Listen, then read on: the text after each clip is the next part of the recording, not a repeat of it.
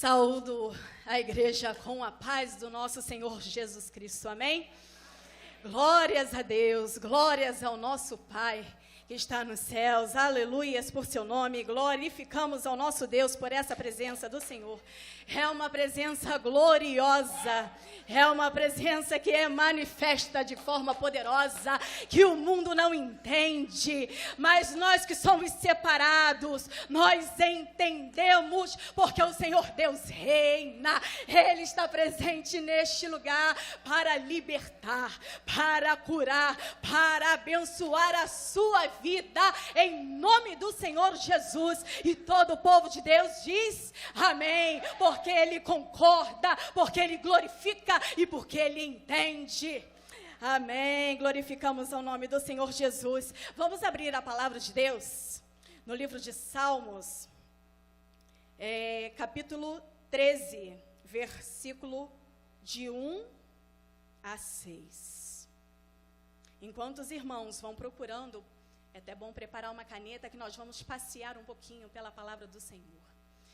Salmos capítulo 13, do versículo 1 ao 6. Depois Filipenses capítulo 4, do versículo 6 ao 7. E depois 1 Pedro capítulo 5, do versículo 7 ao 9. O tema da nossa mensagem, da mensagem do Senhor para hoje é vencendo as pragas da ansiedade. Vencendo as pragas da ansiedade. Vamos orar ao Senhor e vamos pedir para que Deus intervenha de forma poderosa em nosso meio. Senhor Deus e nosso Pai, Senhor Deus da glória, glorificamos-te, Senhor Deus, por esta presença, glorificamos-te, Senhor Deus, pelo teu nome, porque o teu sornessurias, o teu nome reina, o seu nome é soberano, os teus propósitos se concretizam, ó Pai, a tua palavra é viva. Te peço, Senhor Deus, que neste momento tu possas, Senhor Deus, estar à frente, coloca, Senhor Deus, os teus anjos, te peço, ó Pai, em nome do Senhor Jesus, repreendendo tudo que não proceda do Senhor, todo impedimento de ouvir, seja em nome do Senhor Jesus retirado, todo impedimento que vai fazer com que o entendimento haja deturpação, em nome do Senhor Jesus, em nome do Senhor Jesus, pode-se dizer, se retirar,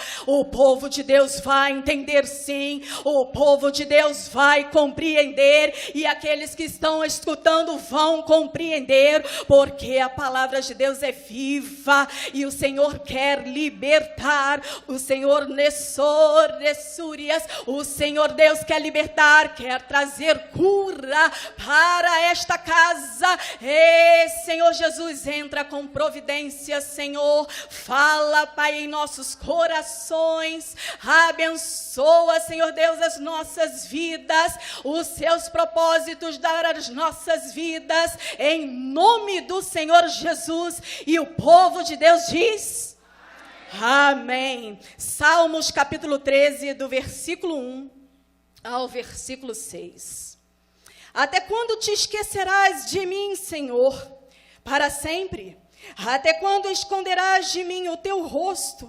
Até quando consultarei a minha alma, tendo tristeza no meu coração cada dia? Até quando se exaltará sobre mim o meu inimigo? Atenta em mim, ouve-me, Senhor Deus. Alumia os meus olhos para que eu não adormeça na morte, para que o meu inimigo não diga, prevaleci contra ele. Senhor, os meus adversários, para que eles não se alegrem, vindo eu a vacilar. Mas eu confio na tua benignidade, a tua salvação, o meu coração se alegrará. Cantarei ao Senhor, porquanto me tem feito muito bem.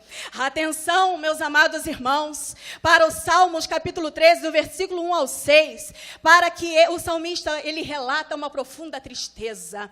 Ele relata que o seu coração, ele está em tristeza profunda, porquanto ele diz: alumia os meus olhos para que eu não adormeça na morte.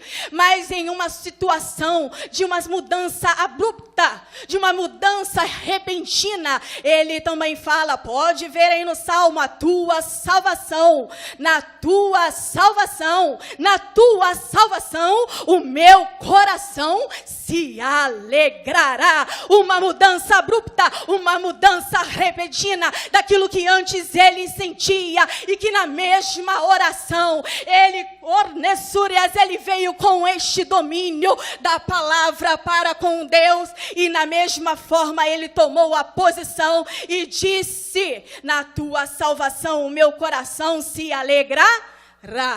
Na tua salvação o meu coração se alegrará. Podeis assentar, meus amados. A observação a ser feita é o estado de profunda tristeza de Davi, de luta, de desânimo, mas também de mudança. A mudança no final do livro de Salmos mostra, em primeiro lugar, a confiança nas misericórdias do Senhor. Em segundo lugar, ele adorou mesmo nesta circunstância de tristeza. Ele começou mostrando essa tristeza profunda, achando que ele poderia adormecer em laços de morte. Mas da mesma forma que ele percebeu, ele reconheceu a soberania do Senhor, e de forma brusca, de uma forma repentina, na mesma hora houve um reconhecimento. Opa, essa tristeza não vai invadir meu coração, ele não vai tomar conta do meu ser, porque diante desta tristeza está o meu Deus. A confiança na misericórdia de Deus. Ele adorou ao Senhor, ele confiou no Senhor, ele se alegrou no Senhor. Em Filipenses capítulo 4, do versículo 6 ao 7. Filipenses capítulo 4. Oh, glória. Versículo 6 ao 7. Não estejais inquietos por coisa alguma. Antes as vossas petições sejam em tudo conhecidas diante de Deus, para oração e súplica, pela oração e súplica, vou repetir, pela oração e súplica, com ações de graças. Não te deu aqui outro motivo, não te deu justificativa. Aqui ele diz: não estejais inquietos, não estejais preocupados por coisa alguma. Antes as vossas petições sejam em tudo conhecidas diante de Deus, em oração e súplicas, com ações de graças, e a paz de Deus, que excede todo entendimento, guardará os vossos corações e os vossos sentimentos em Cristo Jesus. Mais outras observações.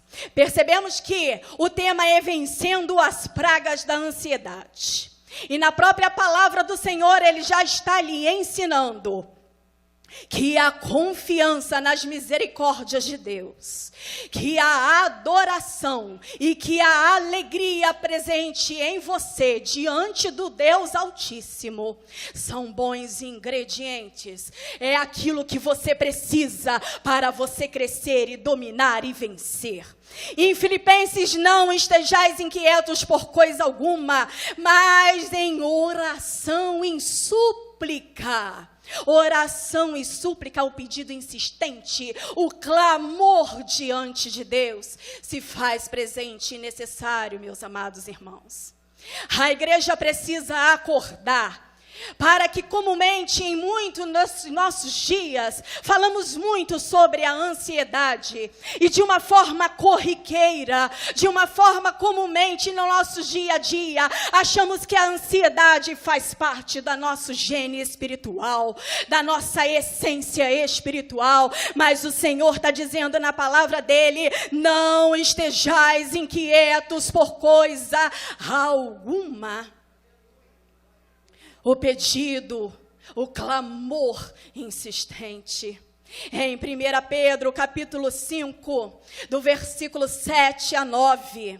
1 Pedro, capítulo 5, do versículo 7 a 9, diz: lançando sobre ele toda a vossa ansiedade, porque com ele tem cuidado de vós. Sede sóbrios e vigiai. Sede sóbrios e vigiai, sede sóbrios e vigiai.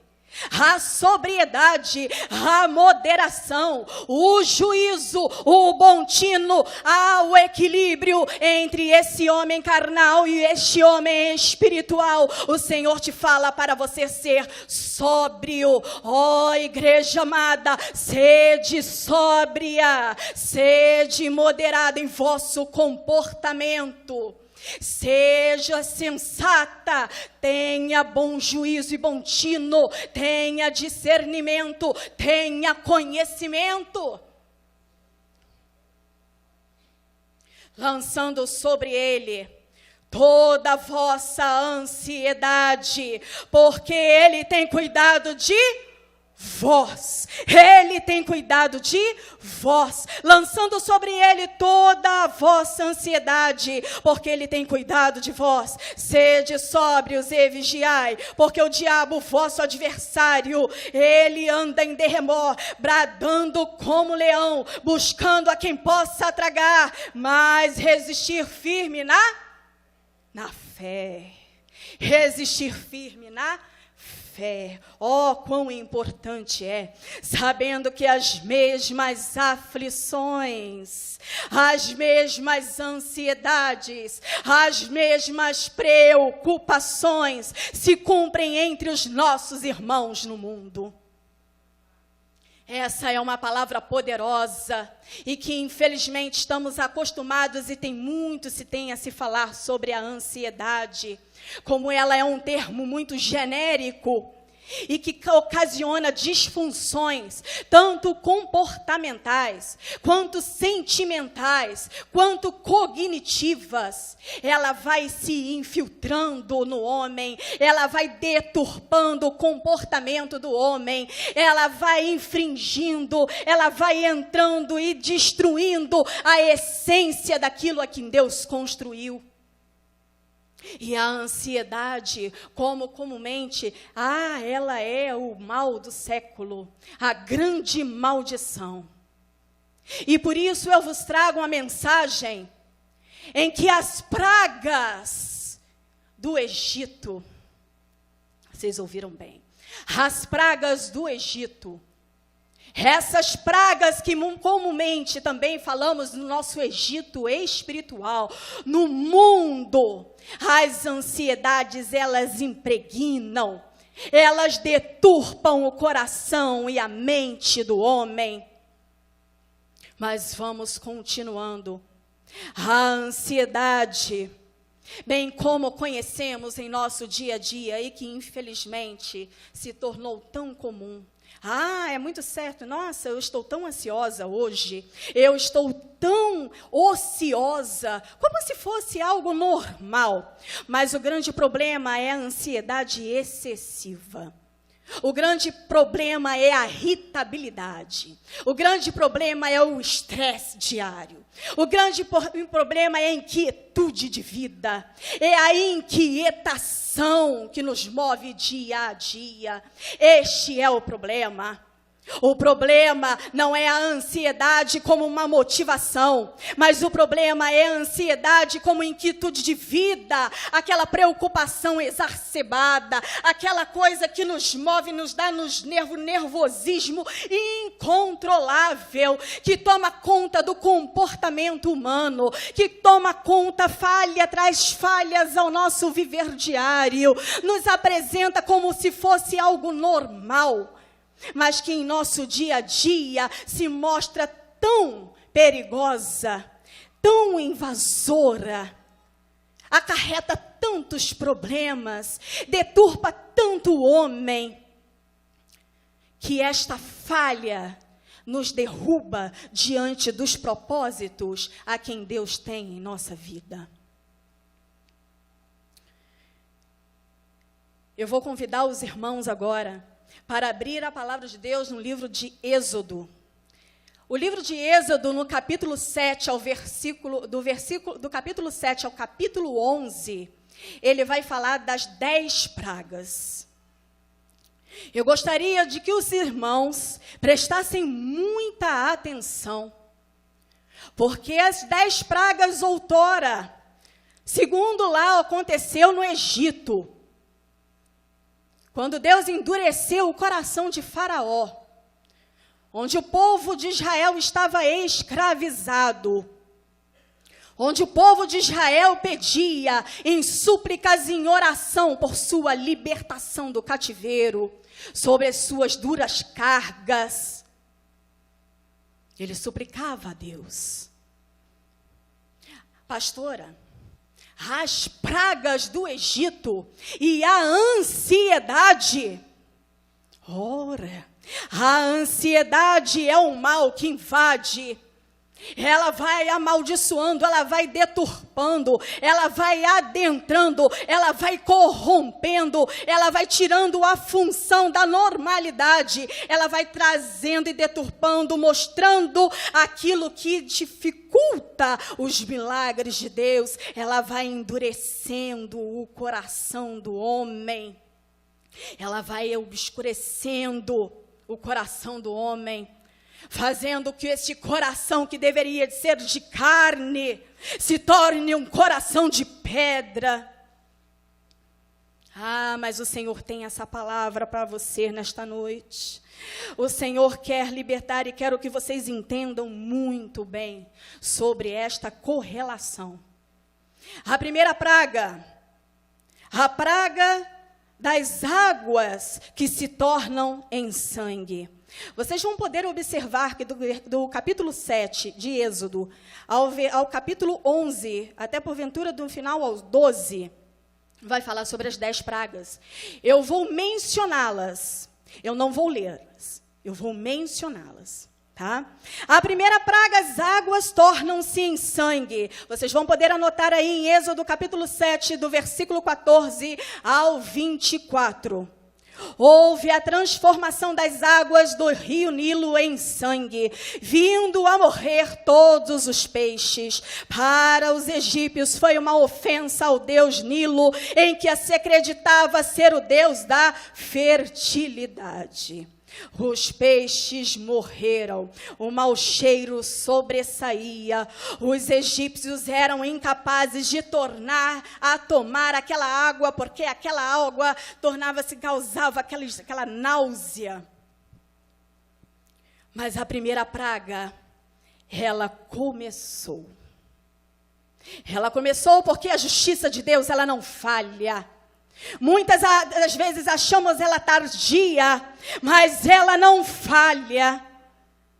O Senhor olhou para as orações e o clamor do povo de Israel. E assim começou. Mas Faraó, com seu coração endurecido, na primeira praga, quando mesmo assim tornou-a em sangue, ferindo o rio Nilo, mesmo assim, ele continuou com seu coração endurecido. E assim começou a segunda praga. A praga das rãs. Êxodo capítulo 8, do versículo 2 ao 14. Surgiram rãs por todos os lugares. O principal propósito desta praga era punir os opressores de Israel. Também trairia os despesos de muitos deuses pagãos. As suas crenças novamente estavam sendo colocadas à prova. Os egípcios eram politeístas, acreditavam em vários deuses, mas o Senhor veio novamente, mostrando que a sua soberania é mais alta, é mais poderosa do que qualquer deus egípcio, qualquer deus do mundo. O Senhor é soberano. O Senhor Deus é poderoso.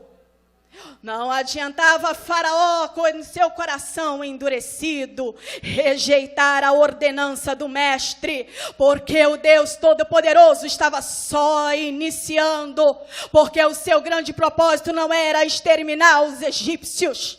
O seu grande propósito era mostrar que Ele vai fazer e mostrar a sua soberania. O grande propósito do Senhor era mostrar a sua soberania e que existe só um Deus.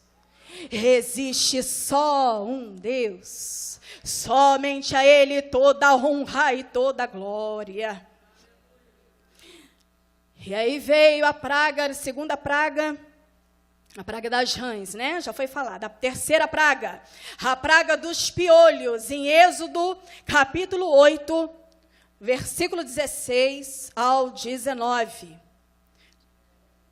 A referência é: de todo o pó da terra se tornou em piolhos em toda a terra do Egito. Os magos tentaram imitar, mas não o puderam fazer. Eles disseram aos magos, Faraó, isto é dedo de Deus. Os próprios magos, anteriormente eles tentavam imitar, mas agora eles não puderam imitar, porque aí agora há o reconhecimento. Deus vai deixando, a soberania de Deus é testada, mas na hora que o Senhor diz, basta, o Senhor Deus, Ele vem com a sua mão forte, mostrando a sua soberania diante do seu povo. Até os magos foram a Faraó e disseram, isto é dedo de Deus. Isto é dedo de Deus. A partir das pragas dos piolhos, a coisa começou a ficar diferente. Começou a ficar diferente, sabe por quê? Porque os magos agora, eles não podiam mais imitar. Agora começou a ficar diferente, porque agora Deus começou a mostrar, Ele é Deus, não há outro diante de mim. Continuarei ferindo sim os seus deuses, as suas crenças, para mostrar que eu sou o Deus Todo-Poderoso, o único Deus. A quarta praga, a praga das moscas. Enxames, Êxodo capítulo 8, do versículo 20 ao 32. Enxames infestaram todo o Egito, as casas dos egípcios. No versículo 23, porém separação entre o meu povo e o teu povo. Amanhã tu verás o sinal. Amanhã tu verás o sinal. O Senhor separou o seu povo do povo egípcio, o povo israelita, o povo de Israel e o povo do Egito. Mais uma vez, a demonstração do poder de Deus sobre a separação, e uma separação clara, de reconhecimento, de humilhação às crenças egípcias. De novo, o propósito de Deus não era exterminar os egípcios. Conseguem fazer? Compreendam que no Egito espiritual, o mundo, Faraó, o mal, ele dita, muitas das vezes, através das aflições, em que no mundo paira, que no mundo há, e que o povo, ali no Egito, ele está, mas que separado por Deus, que mal nenhum se achega em sua habitação. Ele está no Egito, mas é um povo separado. Ele está no Egito, o povo de Deus está no Egito, mas é um povo separado, é um povo a quem Deus ouve as suas súplicas. As aflições fazem parte do mundo, mas não sois do mundo. As aflições, elas fazem parte do mundo, mas não sois partícipe dele. Porém, separação entre o meu povo e o teu povo. A quinta praga, a peste, mata os animais do Egito. Êxodo capítulo 9, do versículo 1 ao 7. No versículo 4... o Senhor fez separação entre o gado dos israelitas e o gado dos egípcios, para que nada morra de tudo que for dos filhos de Israel. Os animais dos egípcios morreram. Mais uma vez, Ramsés insiste em manter a sua palavra, coração endurecido. E sobre as consequências desta desobediência, o Senhor novamente se faz lembrar que o propósito de Deus é mostrar a sua soberania. Outra vez o Senhor está mostrando a sua soberania, não só ao povo de Israel, mas em reconhecimento, em demonstração à fé dos israelitas, na prova de que o Deus é um Deus vivo e que luta por suas causas. As feridas sobre os egípcios, as úlceras. Êxodo capítulo 9, do versículo 8 ao 12. A sexta praga. Todos sabem que úlceras são chagas, são feridas. E que em nossos dias, muitos estão desta forma. O povo de Deus, ele tem que ser encorajado a tomar posse daquilo que Deus separou para ti. Sois geração assornessúria, geração eleita, povo santo, povo separado. Estais, pois, no Egito, mas não pertence a ele. Desta forma, as feridas sobre os egípcios, as úlceras, começaram a se adentrar.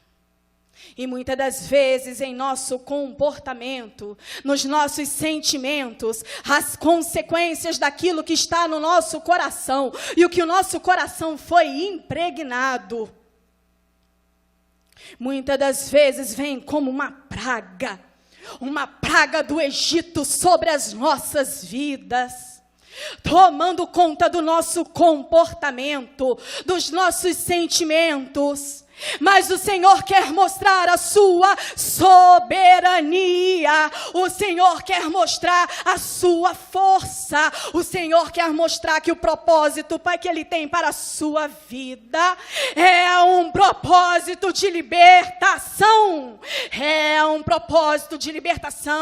não é um propósito de escravidão. Não sois escravos da aflição, não sois escravos da sua indignação sobre este mundo, mas que a tristeza que ora opera, o Senhor pode transformar em alegria. O Senhor Deus pode transformar através de súplicas, através de clamor, através da sua confiança. O Senhor pode transformar o coração, as úlceras que se impregnaram, e curar a praga das úlceras nos homens e nos gados por toda a terra do Egito, no versículo 9. No versículo 11, porque havia sarna nos magos e em todos os egípcios. Novamente houve, então, uma clara distinção entre os egípcios e os filhos de Israel. O Egito espiritual, o mundo tem aprisionado os homens cujas chagas, as feridas, as dores da alma têm trazido aflições e dureza de coração. As pragas, as calamidades, os grandes malefícios existentes no Egito espiritual ou mundo têm assolado e trazido tormentos aos que vivem nele. Mas atenção para o que será dito. Você terá como ser um povo escolhido, tem que tomar a sua decisão, ou tomar a sua posição de libertar-se dessas amarras que o Egito espiritual coloca sobre a sua vida. Não estás debaixo do jugo da servidão do Egito espiritual ou do mundo. Estás no mundo, mas não sois do mundo. O Senhor quer te libertar dos sentimentos, opressões, aquilo que te faz mal, que te leva ao desespero, inquietações, estresse, insegurança, baixa autoestima, irritabilidade, depressão.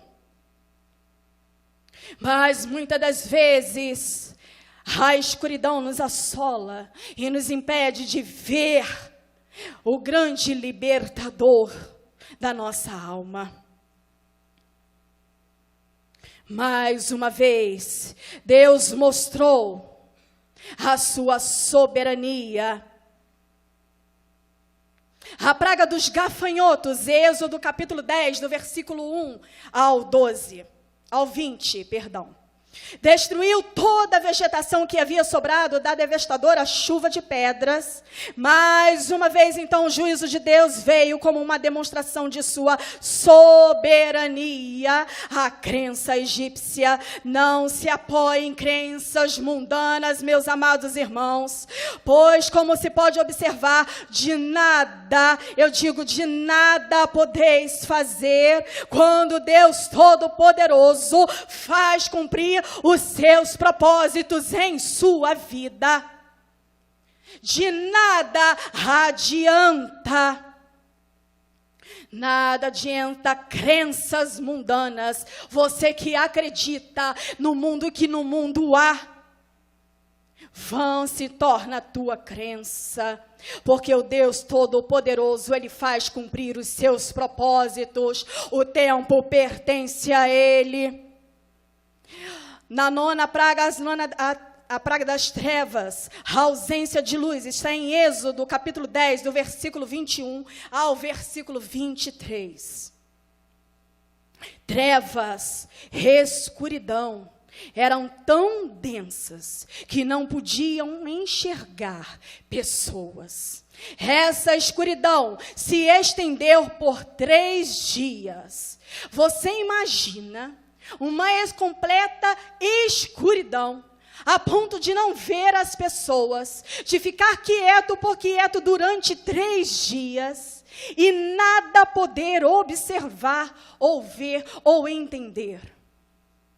E muitas das vezes, o mundo, esse Egito espiritual, nos torna pertencentes a ele desta forma. A escuridão, ela advém. Ela vem trabalhando e fazendo de forma obscura todo conhecimento, todo discernimento, tudo que o Senhor Deus tem separado, as promessas de Deus para a minha vida, porque estou presa cativa às aflições, às perturbações, às ansiedades, às inquietudes da minha vida. O Egito espiritual, ele não faz parte de você, mas esta escuridão, ela não te faz perceber que esta depressão, que este sentimento profundo de desespero, de compreensão, e que muitas das vezes você não acha a visão daquilo que você precisa, não sabe como sair.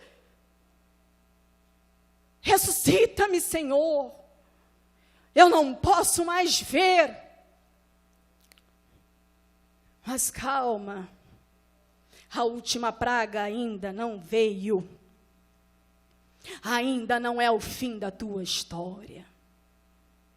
A escuridão não é o teu final, porque ainda há luz. Depois do terceiro dia houve luz, e a luz no final da escuridão, ela veio trazer o conhecimento, o discernimento, a bonança, a harmonia e a paz que o povo precisava.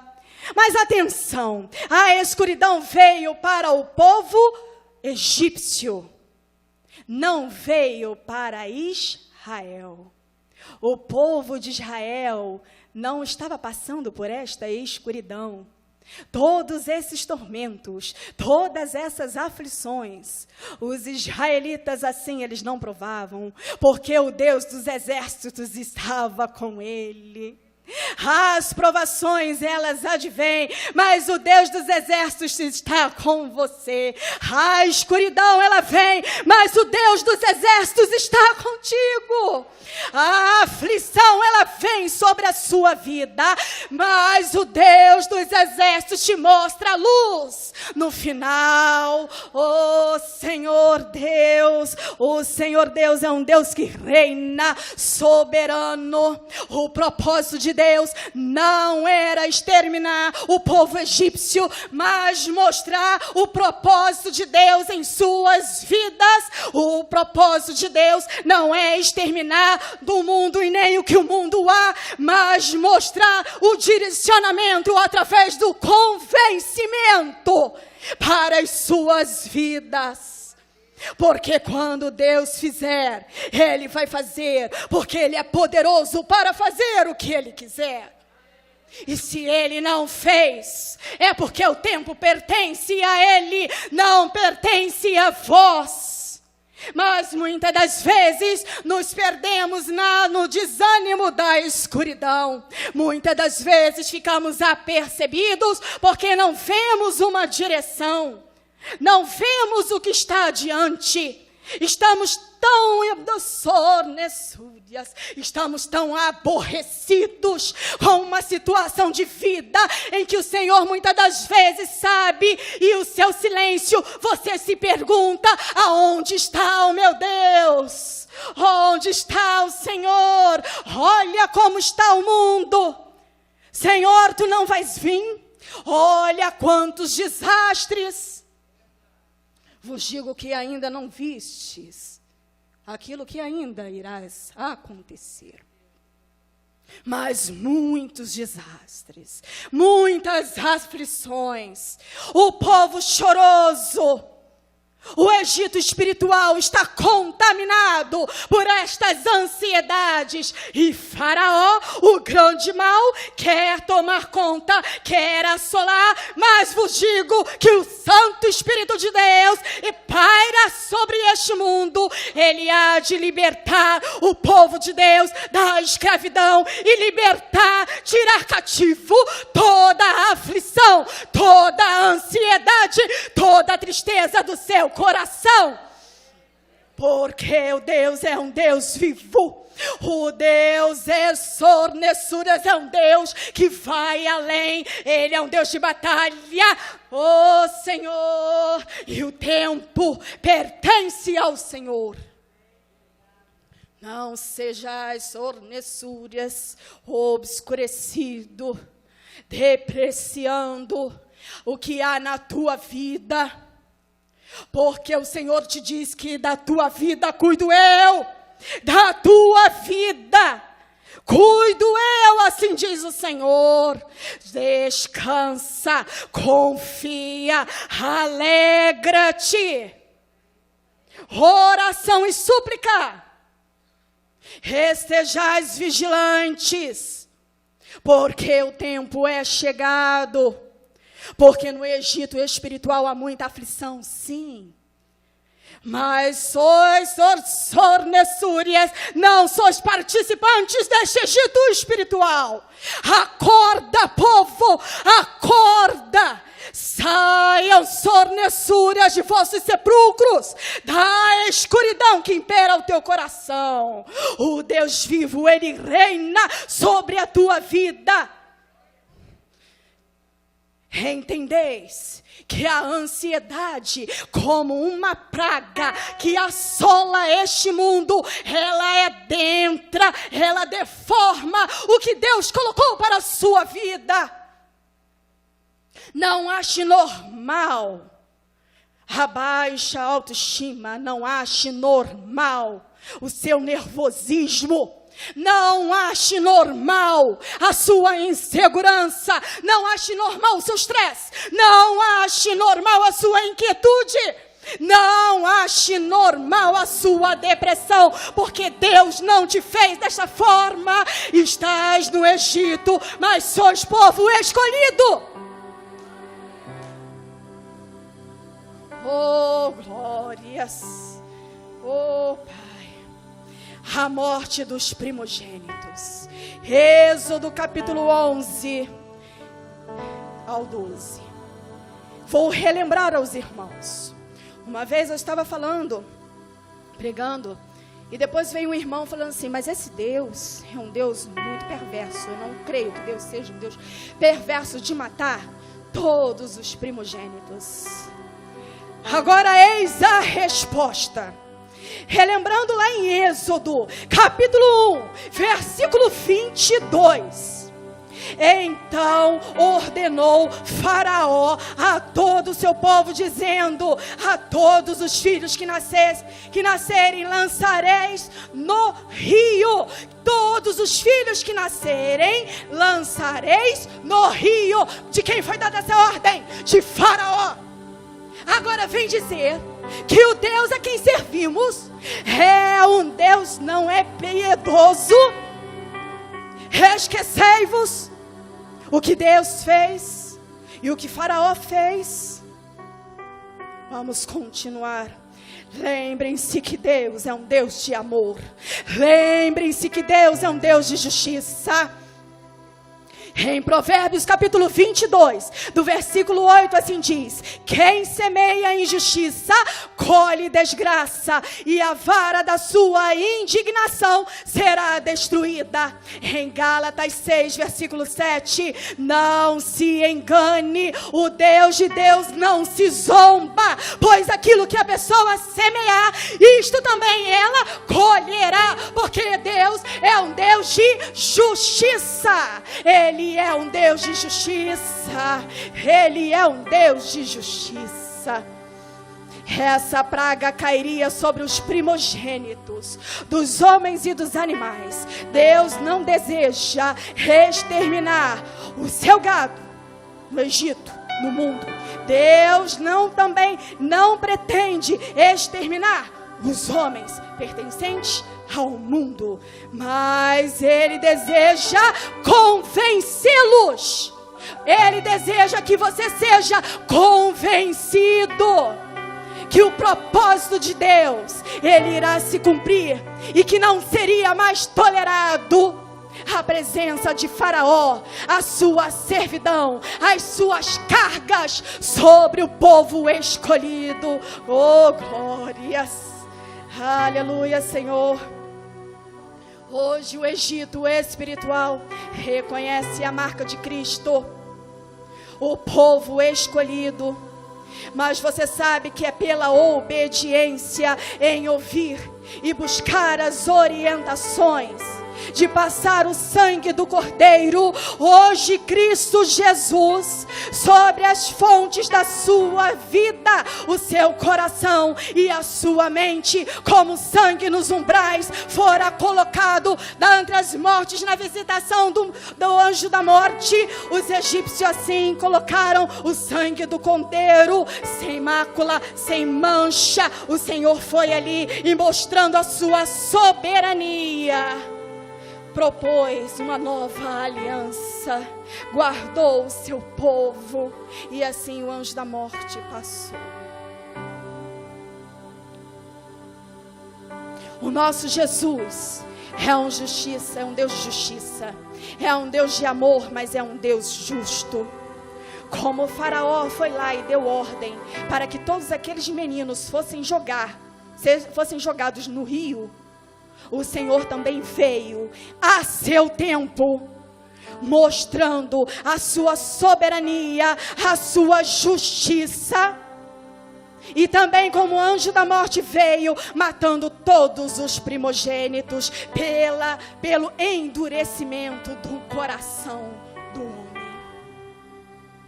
Do Egito espiritual, nós precisamos de libertação. Vamos ficar de pé. Vamos ficar de pé nesse momento. Nós precisamos de libertação. Eu vou falar, em meio à dor, você vai falar um plano de libertação. Eu vou falar, em meio à opressão do mundo, você vai falar um plano de libertação. Em meio à dor da dominação, um plano de libertação. Em meio à opressão do mundo, um plano de libertação. Em meio às ansiedades, a todos os fatores comportamentais, mentais, espirituais e cognitivos, um plano. Oh, glória! Vamos ficar de olhos fechados e vamos orar ao Deus Altíssimo. Deus tem um plano de libertação para a sua vida. Deus tem um plano em meio à sua dor. Deus tem um plano, um propósito em meio à sua opressão. Deus tem um plano de libertação em meio às suas ansiedades. Deus tem um plano de libertação às suas inquietudes de vida. Deus tem um plano de libertação às suas angústias. Deus tem um plano de libertação às suas aflições. Deus tem um plano de libertação às suas solicitudes. Deus tem um plano de libertação ao seu estresse, às suas sonessôrias, à sua tristeza profunda. Deus tem um plano de libertação, meus amados. O Senhor diz que Ele é o Senhor. Este é o seu nome. A glória dele, Ele não dá para outrem. Nem o seu louvor e nem a imagem de escultura. Ele não dá o seu louvor, a sua honra. Ele faz cair por terra todas as crenças egípcias espirituais deste mundo. Talvez você se sinta desta forma, meu irmão. Talvez você se sinta preso, cativo a um reino, espiritualmente falando, que não te pertence. Mas hoje Deus quer libertar-te, curar-te. Sabereis, pois, que o Senhor é Deus, pois as ansiedades não pertencem ao teu reino. Sois chamados para ser um povo escolhido. Um plano de libertação está em vosso caminho. Aquele que está neste momento de escuridão, aquele que conhece alguém que esteja neste momento de escuridão, aquele que precisa que ore por suas inquietudes, as suas chagas feridas, aquele que quer chegar-te aos sornessúrias, ao trono do Mestre, pode vir à frente. Vamos orar por sua vida.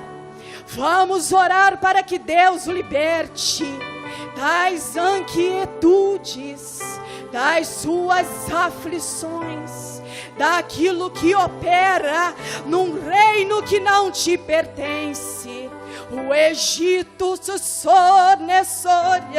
o Egito espiritual não tem parte para com a sua vida. O plano de Deus, ele é maior. O plano de Deus é um plano de libertação, é um plano de cura, é um plano de vitória, é um plano é um plano de bênçãos para a sua vida. Deus abençoe. Agora eu vou passar para o pastor. Continuar. Amém. Vou orar pelos irmãos agora. Você que conhece alguém que está neste estado, não perca a sua bênção, pois neste lugar será apregoado vitória do reino para a tua vida. Você precisa se libertar desta chaga, desta ferida que é a ansiedade. Não ache que ela é tua amiga, ela não é a tua amiga. Coloque o sangue do Cordeiro nos teus umbrais.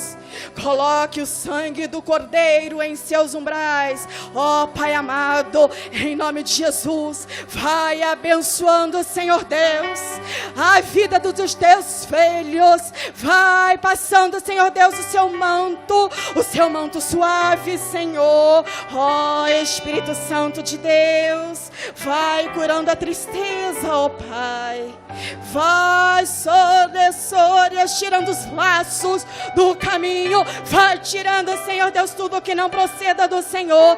Vai, Senhor Deus, restaurando, abençoando. Oh Senhor, vai transformando. Plano de libertação tem Deus para a tua vida. Planos de libertação para a tua vida. Coloque a mão no seu coração. Diga, dê ordem ao seu coração, porque é através dele que procedem as saídas da vida. Diga para ele, dê ordem. Sobre ele está o sangue de Cristo. Nos umbrais da minha porta, o sangue de Cristo. Senhor, vai transformando. Vai, Senhor Deus, abençoando. Vai curando, passando o seu manto transformador. Em nome do Senhor Jesus. Vai, Senhor Jesus, com teu Espírito Santo. Oh, Jesus, vai transformando, curando a tua ansiedade, curando as tuas frontes, curando aquilo que não foste chamado. A graça do Espírito Santo está sobre a sua vida. Em nome do Senhor Jesus. Vai sempre